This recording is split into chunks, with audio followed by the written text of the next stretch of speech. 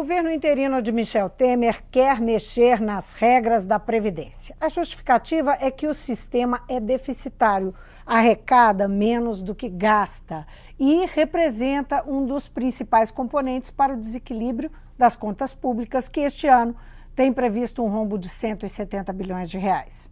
Auditores fiscais e outros especialistas contradizem o governo e dizem que a Previdência é, sim, superavitária. Conversa comigo o auditor fiscal e presidente do Sindifisco Nacional em BH, Gabriel Correia. Bem-vindo, Gabriel. Olá, um prazer estar aqui. Obrigado. Gabriel, isso aí que eu falei, né? O governo alega uma coisa, alega que gasta mais, que sai mais em benefício do que entra na Previdência e que por isso precisa mudar as regras, e o Sindifisco mantém que é superavitário. Há muitos especialistas que falam nesse sentido. O que explica alegações que deveriam ser matemáticas e, por isso, objetivas, serem totalmente contraditórias? É verdade. A gente vê afirmativas diametralmente opostas, né, sobre se existe esse déficit ou é um superávit. E, realmente, num primeiro momento, é difícil entender como é que esses números podem ser tão diferentes. Eu sei que o assunto é meio árduo, mas vamos tentar entender, porque eu acho que interessa a todo mundo. Com certeza. A todo trabalhador, sem dúvida, interessa. E, sim, tem uma complexidade, mas eu acho que o ponto básico não é tão difícil assim. E essa confusão se deve puramente a uma questão de definições e conceitos. Então, essa versão oficial do governo, que a gente vê tantas vezes propagada pela grande mídia, defendida por certa linha de economistas, assim, ela está baseada num entendimento que contraria a Constituição Federal, porque ela isola as contas da Previdência do restante da Seguridade. O que acontece? Para você falar de um déficit, você está comparando as receitas com as despesas. E essa linha que defende que o déficit, que no ano passado foi de 85 bilhões e esse ano está previsto para chegar até 170 bilhões, ela pinça do orçamento da Seguridade Social, ou seja, considera como receita da Previdência apenas as contribuições que incidem sobre a folha de salários. E não é isso que determina a Constituição Federal. A folha de salários é aquilo que você contribui, que está lá no seu contra-cheque. Isso, que vem descontado mês a mês de cada trabalhador. Mais o que o empregador é obrigado a depositar. Exatamente. No contra-cheque do trabalhador vem descontado a sua contribuição para a Previdência, que pode variar de 8%, 9% ou 11%, dependendo da faixa de remuneração, além do desconto do imposto de renda, que é em folha também. Pois mas o que mais que contribui para a Previdência, além disso? Pois é. Além disso e da contribuição do empregador, que é de 20% sobre o valor da remuneração, a Constituição prevê outras receitas da Seguridade, como a contribuição sobre o lucro, que é a CSLL, a contribuição sobre o faturamento, que é a COFINS e o PIS/PASEP, e ainda temos a contribuição sobre concurso de prognóstico, aquelas receitas de jogos na Mega Sena, Loteria Federal, uma parte é destinada para o financiamento da Seguridade Social. Então, agora, só para esclarecer, esse sexto, ele cobre os benefícios, as aposentadorias, pensões e todos aqueles acidentes por invalidez, seguro-desemprego, tá tudo no mesmo pacote. Vamos lá. O pacote que a gente está falando é um tripé da Seguridade Social. A Seguridade Social inclui a Previdência Social, a Assistência Social e a Saúde. Então, todas essas contribuições que eu disse, elas devem financiar, e é por determinação constitucional, artigo 195, determina que esse dinheiro deve ser direcionado para custear essas três ações importantíssimas do governo, que é a Previdência, Assistência e Saúde. Portanto,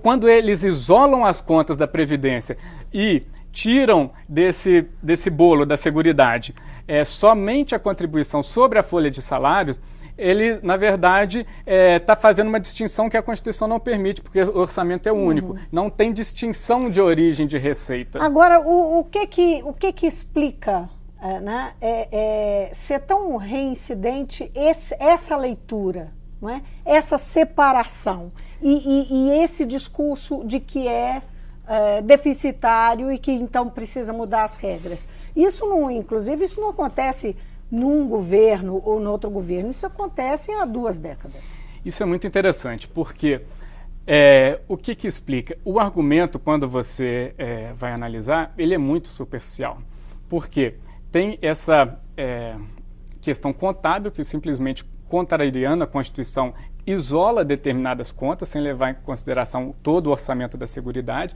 e o que completa esse argumento é a premissa de que a população brasileira está envelhecendo e, por isso, a Previdência está se tornando inviável. Mas isso é um fato. Isso é um fato, mas não é a nossa realidade atual. A gente vai ter que encarar essa situação, mas hoje o perfil demográfico da população brasileira e o envelhecimento da nossa população ainda não traz impactos nas contas da Previdência que a tornem inviável. Pelo contrário. Eu queria separar isso, porque são 2 abordagens. Exatamente. Vamos tratar dos problemas atuais. Por que nós estamos falando disso aqui agora? Isso. Nós estamos falando porque o governo está insistindo na necessidade de mexer na Previdência, inclusive propondo aí um aumento da idade, né, aposentadoria.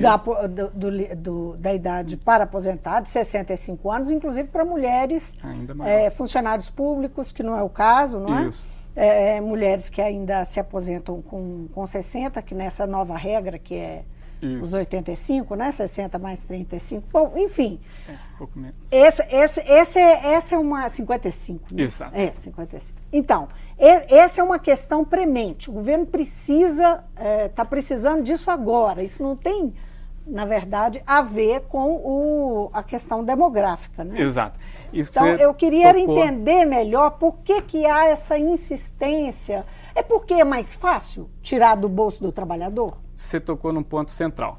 São 2 problemas completamente diferentes. O problema atual e o problema que a gente vai enfrentar em 2030, 2040, e a gente pode tratar dele. Mas qual que é o problema atual? Por que essa necessidade tão urgente, alarmada pelo governo, de fazer uma reforma da Previdência agora? Porque as contas públicas do país estão em crise. O desajuste fiscal, ele é claro e evidente. E a Previdência Pública compõe, a Seguridade Social compõe o orçamento público. Mas o fato é que de forma pesada. De né? forma pesada, é um componente importante, mas à altura da importância da política social, que é implementada pela Previdência Social. A gente pode esquecer que tem 70% dos municípios que a economia gira em função do pagamento de benefícios. Muitas famílias dependem das aposentadorias da Previdência Social para se manter. Mas o que acontece é que, se é superavitária a Seguridade Social, ou seja, se eu estou olhando para Previdência, Assistência e Saúde e eu tenho recursos para bancá-la, por que eu preciso de fazer uma reforma? Porque o que está desajustado não é o orçamento da Seguridade, é o orçamento fiscal, são as outras contas do governo.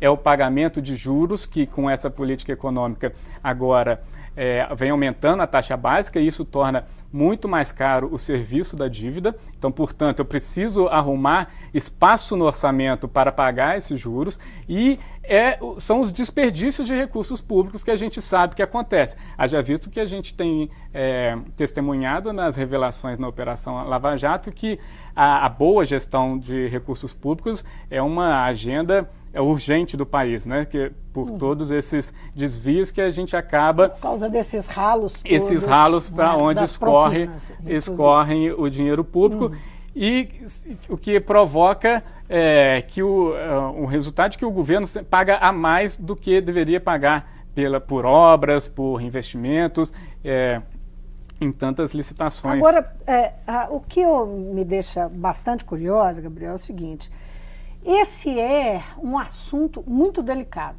um assunto espinhoso para qualquer governo. Que dirá para um governo interino, um governo que ainda nem sabe se vai ficar. não é? Sem dúvida. Tem aí um julgamento de um impeachment em curso, depende de que esse processo...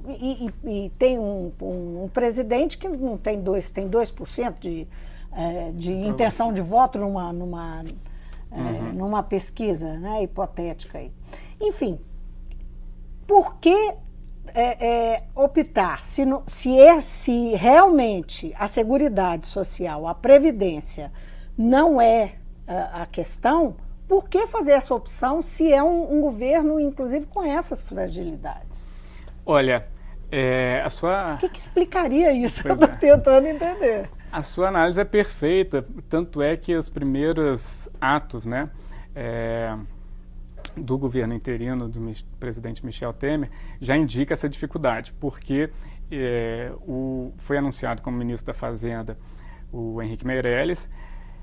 Ato contínuo, o Ministério da Previdência Social, que já estava ligado ao Ministério do Trabalho, foi trazido para dentro do Ministério da Fazenda, demonstrando que a concepção do governo de tratar a Previdência como um problema de orçamento público, de contas públicas, e não uma política social, é importante. Mas, ao mesmo tempo, por essa fragilidade política, ele já viu a necessidade de negociar e, ao instaurar um grupo de trabalho com as centrais sindicais que toparam participar, já mostrou a dificuldade que enfrentará, porque qualquer mudança dessa que a gente está falando tem que passar pelo Congresso, inclusive muitas necessitando de alteração constitucional, de emenda constitucional, que é ainda mais difícil de aprovar no Congresso. Portanto, a resistência vai ser muito forte. E o governo demonstra sua fragilidade ao já indicar que pode adiar o encaminhamento de uma proposta de reforma da Previdência para um momento posterior ao julgamento definitivo do impeachment. Já está sinalizando nesse sentido. De que não quer enfrentar essa impopularidade de uma reforma na Previdência. Agora, se você me permite, a sua questão mais desafiadora seria o que leva o governo a enxergar na Previdência Social a saída. Porque há outros pontos do orçamento que têm lá seus problemas, seus ladrões, né? Seus ralos e teriam outras fontes de reforma, né? Isso. Eu acho que, primeiramente, esse tema não foge do contexto de crise política que a gente está vivendo. Então, eu acho que outras fontes do orçamento no nosso sistema político, são mais difíceis de mexer do que na avaliação do governo, do que na Previdência. Desagradaria a quem? Desagradaria aos partidos políticos que compõem a base de sustentação, a essa dinâmica do presidencialismo de coalizão que tem que atender na gestão do orçamento, atender essas emendas dos deputados, atender esse direcionamento do orçamento com base nessa formação de um equilíbrio político, de um apoio político no Congresso. Isso não tem também aí uma visão e um direcionamento, ou uma demanda, não é, de um mercado financeiro? Sem dúvida. Aí seria meu segundo ponto. Empresariado, de uma elite econômica do país que tem interesse nisso? Isso é justamente meu segundo ponto, que é a opção de política econômica que o governo Michel Temer faz quando anuncia o ministro Henrique Meirelles e quando aponta quais são as suas agendas prioritárias. A agenda recessiva, uma agenda que está sendo adotada na Europa, de contenção dos gastos públicos e que, curiosamente, há 2 semanas atrás a gente teve que seria a mesma agenda que na década de 90 era defendida pelo FMI e que recentemente foi anunciada pelos seus próprios técnicos como não sendo efetiva. Reconheceram que ele não tem resultados efetivos para a volta do crescimento. Então, uma agenda que privilegia o pagamento de juros, o desaquecimento da economia como uma forma de combater a inflação, mas que não orienta para o crescimento, para a retomada do crescimento, para a importância dos gastos públicos na retomada, no aquecimento da economia, mas uma agenda recessiva e de restrição dos direitos dos trabalhadores. Aproveita o momento de desajuste fiscal para engrenar essa agenda recessiva de restrição e corte nos direitos dos trabalhadores e direitos sociais.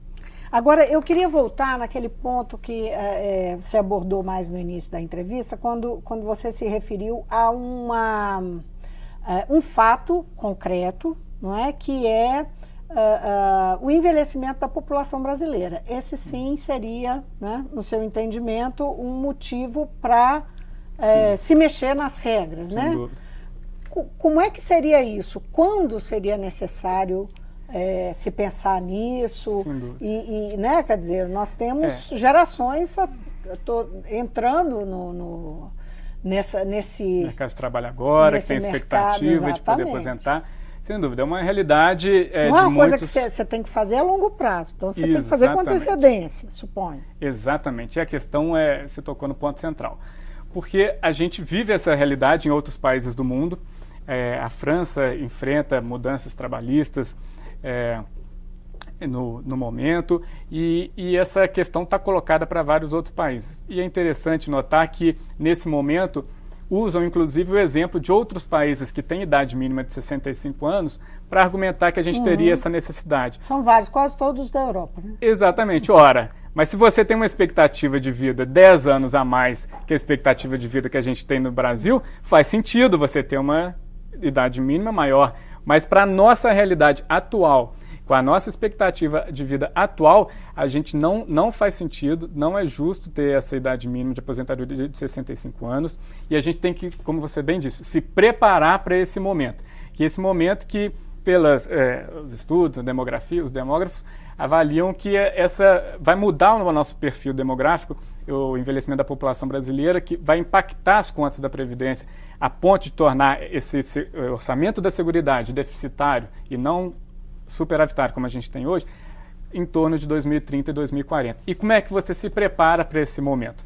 Primeiro, uma coisa estarrecedora. Então tem que começar agora. Temos que começar agora, porque a tradição na política brasileira, sem previsibilidade, é de alterar para quem está se aposentando amanhã. Essa alteração de regra que está colocada é já para quem não se aposentou. Tanto que as pessoas correm para se aposentar porque não tem tempo sequer de se preparar para uma eventual mudança de regra. Então, como que a gente tem que se preparar hoje para essa mudança que vem para 2030, para 2040? Primeiro, a gente tem que entender que a Previdência Social está vinculada, ela não tem como ser separada da política econômica do país. Então, não pode uma crise que a gente, por pior que seja, a gente prevê, a gente espera que em 3, 4, 5 anos a gente saia dela, que só por esse momento de crise é que a gente pode estar observando uma piora nas contas da Previdência, não pode, por essa crise circunstancial, a gente alterar regras que vai valer para daqui a 10, 20 anos, indefinidamente. Então, assim como que... planejamento. É um planejamento. Planejamento a longo prazo. Então, né? a gente tem que... a política econômica é muito importante porque tirar as pessoas da informalidade, recuperar o emprego, isso vai aumentar o bolo da contribuição previdenciária, vai fortalecer as contas públicas, mas essa transição que a gente vai fazer, ela vai ser necessária e ela precisa está apoiada em estudos. O que me deixa estarrecido é que essas propostas não têm nenhum embasamento de estudo atuarial que façam o cálculo da expectativa de vida. E ainda tem uma fantasia por números redondos. Você sai de 55 para 65 anos. Então, essa transição ela tem que ser planejada e não de uma paulada de cada vez 5, 10 anos. Você acha que tem um desinteresse em informar, em discutir? A desinformação, sem dúvida. Porque o assunto por si só é um pouco complexo mesmo. É complexo. Não é? Mas a gente vê uma dificuldade, as próprias reportagens, eu acho que elas pecam muito. Sim, né? E geralmente, quando vem o debate, elas param nesse argumento de que a população está envelhecendo, logo a Previdência é inviável. E aí eu trago um dado para você que também eu acho assustador, que foi feita uma pesquisa recentemente pela Associação Brasileira das Entidades de Previdência Privada que revelou que 94% da população desconhece de onde vêm os recursos para pagamento das suas aposentadorias. 94% dos trabalhadores não sabem de onde vem. Então pensam que é um benefício do Estado, que está fazendo um favor, quando na verdade o trabalhador contribui todo mês para custear o seu direito de aposentadoria. Então, nosso tempo está acabando, eu queria só fazer um fecho aqui, eu queria que você dissesse o que o Sindifisco, o que os auditores fiscais, enfim, esses especialistas que estão debruçados com esse raciocínio que o Sindifisco está fazendo, como é que eles veem que qual que é a saída, qual que é o caminho para a gente ter uma seguridade social sustentável né, daqui para frente? Olha, aproveito para dizer que, na verdade, o Sindifisco se apoia e faz jus à contribuição de uma tradição dos fiscais previdenciários que hoje compõem a Receita Federal, os auditores fiscais da Receita, mas que tem na ANFIP, que é a Associação Nacional dos Auditores Fiscais, e na Fundação ANFIP é a tradição nos estudos da Seguridade Social. É a Fundação ANFIP quem tem anos que analisa todo ano as contas da Previdência Social. E o que está claro é que as linhas de ação, primeiro é o que você falou, a gente entende que faz parte do nosso papel combater a desinformação, porque parece que esse debate, existe uma interdição do debate, o debate para nesses primeiros argumentos superficiais e acaba, como consequência, o trabalhador não tendo conhecimento da real situação da Previdência, até da sua contribuição que ele dá para ter esse direito e gerando essas percepções que não têm base na realidade de que a Previdência é inviável. Ela é totalmente viável. Então, a gente precisa combater a desinformação. Nesse sentido, até aproveito para registrar que haverá uma audiência pública na quinta-feira, dia 23, sobre a reforma da Previdência, aqui na Assembleia, por solicitação do deputado Celinho do Sintrocel, da Comissão de Trabalho, Previdência, Seguridade e Assistência. Então, a gente convida todos os trabalhadores para participar desse debate. Esse é o primeira ponta de ataque. Da audiência? Às 14 horas. Na parte da tarde, às 14 horas aqui na Assembleia. E a gente precisa lançar esse debate. Então, a gente está fazendo essa ação aqui. Eu acho que toda foi abraçada por 45 entidades sindicais, representantes dos trabalhadores, as principais centrais. Então, acho que esse é um debate que a gente precisa levar, aproveitar os espaços para fazer com a população e com os trabalhadores. E, no segundo momento, eu acho que, ao mesmo tempo que existe essa vontade do governo, esse que vem como um trator, que que o problema identifica na Previdência o problema das contas públicas, quando não é. Existe também uma resistência muito forte do trabalhador, porque sabe dos seus direitos e sabe... Agora, há centrais que estão negociando, que estão fazendo parte desse grupo de trabalho, não é? Mas sinalizando todas no sentido de uma reforma nos problemas da captação de recursos. Teve a questão da desoneração da folha, que acabou... um sistema que privilegia alguns setores, mas que acabou tirando recursos da Previdência. Então, estão sendo discutidas... Permitia não pagar CONFINS, né? A questão da desoneração isso alterou, em vez dos 20% sobre a folha, ele alterou com uma alíquota menor para o faturamento. Então, isso foi...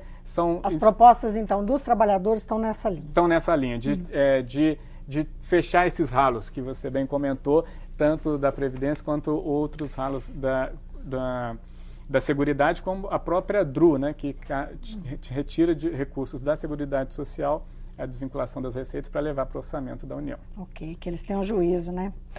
Gabriel, muitíssimo obrigada. Obrigado a você. Por vir, viu? E então, quem tiver interessado em saber mais sobre essa questão, que é um assunto que atinge todo mundo, a audiência está aí quinta-feira na Comissão de Trabalho e Previdência aqui na Assembleia.